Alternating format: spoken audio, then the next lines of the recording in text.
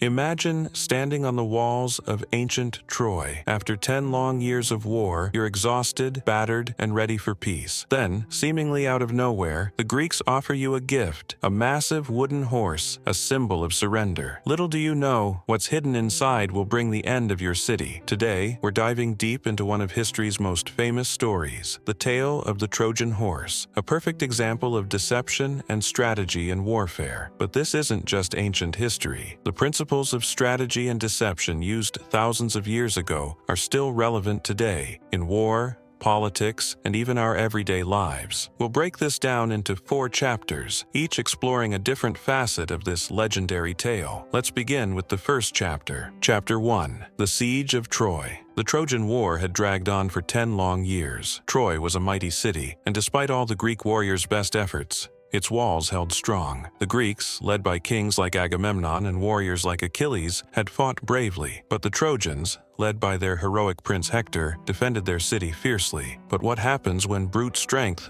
no matter how great, can't win the war? You adapt. And that's exactly what the Greeks did. After years of unsuccessful attempts to breach the walls, they needed a new approach. Enter Odysseus, the mastermind of Greek strategy. Known not only for his strength but for his cleverness and cunning, Odysseus proposed a radical plan. Instead of breaking down Troy's walls, they would get the Trojans to open the gates willingly. His idea? A giant wooden horse, seemingly a gift to the Trojans but hiding something deadly. This chapter of the story sets the stage for one of the greatest acts of deception in history. A reminder that sometimes raw power isn't enough. When force fails, strategy must take over. Chapter 2. The deception unfolds. As night fell, the Greeks built the massive wooden horse, large enough to hide a group of their best warriors inside. Then, they pretended to retreat, burning their camps and setting sail, leaving the horse behind as a gift to the Trojans. The Trojans, eager to believe that the long war was over, were convinced by a Greek spy,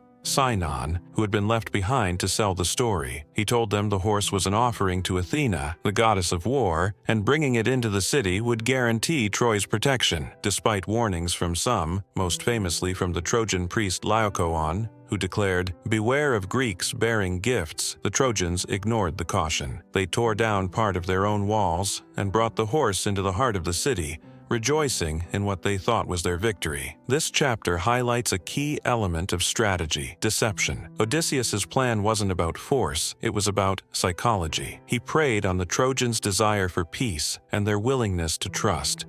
In the same way, modern strategies, whether in business, politics, or personal relationships, often hinge on understanding and manipulating perception. Chapter 3. The Fall of Troy. Night came, and the Trojans, celebrating their supposed victory, let their guard down. As the city slept, the soldiers hidden inside the horse led by Odysseus emerged silently. They signaled the Greek fleet, which had only pretended to sail away but was waiting nearby.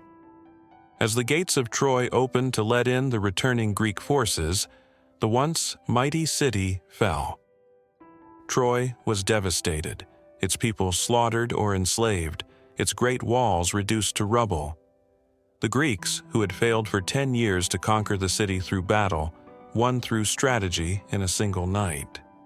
This chapter reminds us of the cost of misplaced trust and overconfidence. Troy's fall wasn't just the result of Greek cunning, it was also because the Trojans let themselves be fooled. They ignored the warnings and, in their desire for peace, failed to see the danger before them. In modern terms, it's a cautionary tale about being too quick to believe in appearances or give in to wishful thinking. Chapter 4. Modern Lessons from Ancient Deception. The story of the Trojan Horse is more than just an ancient myth. It's a blueprint for strategic thinking that has survived through the ages. The core principle, using deception to gain a strategic advantage, is one we see repeated throughout history, from military conflicts to business negotiations. Think about modern-day cybersecurity. Hackers don't always break into systems through brute force. Often, they use social engineering, deceptive tactics that manipulate individuals into giving away sensitive information. Just like the Greeks, they hide their intentions behind something that looks safe: an email, a message, or a link. And once trust is gained, they exploit it, or consider the world of business. Companies often use strategic deception to outmaneuver their competition, sometimes by misleading their competitors about their true plans or intentions, much like the Greeks misled the Trojans. Even in our personal lives, the lesson of the Trojan horse rings true. We all face situations where things aren't what they seem, where we must look beyond the surface and question what's really going on. Whether it's in relationships, career decisions, or personal challenges, we need to learn to think like Odysseus, strategically and with foresight. Conclusion. The story of the Trojan horse isn't just a thrilling tale from ancient history. It's a powerful reminder of the importance of strategy and thinking critically. In our modern world, where deception can often be hidden behind appearances, understanding these timeless principles of warfare and human psychology can help us navigate life's challenges with wisdom. The lesson is simple. Don't be like the Trojans, who let their guard down because they wanted peace so badly. Be like Odysseus. Think strategically, question what you see, and always look for the deeper meaning behind the surface. Thank you for joining me on this exploration of one of history's most iconic moments. If you enjoyed this breakdown, be sure to like, comment, and subscribe for more insights into the lessons we can learn from the past. Until next time, remember it's not always about brute force. Sometimes, strategy is the ultimate weapon.